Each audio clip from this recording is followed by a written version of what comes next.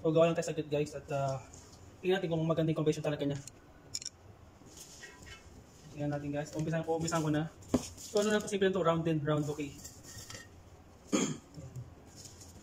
So mix lang natin siya. Pero tingin ko naman yung maganda naman kasi paras naman silang special. Siyempre, special tong baby rose na to. Mas special pa to sa sa mga rose. Kasi isang stem pa lang is marami talaga siyang ano, di ba? Marami talagang rosas talaga.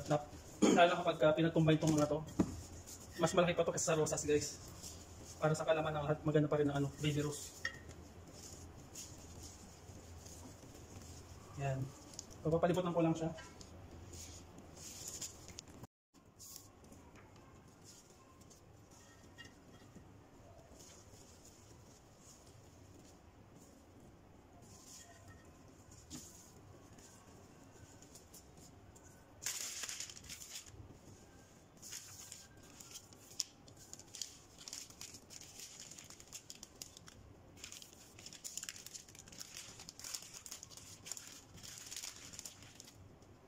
Pangit kaya pa itong kombinasyon nito.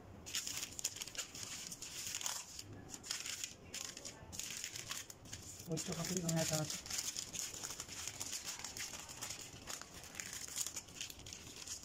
Hindi mo lang ito pa tayo. Ayun. Hindi ko magkaroon ng ganyan.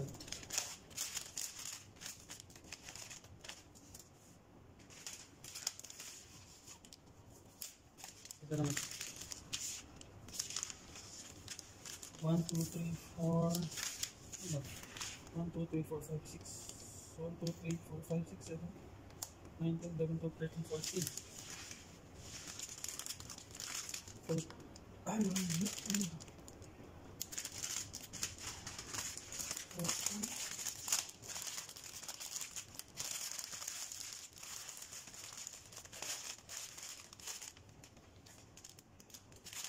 yan ganito siya.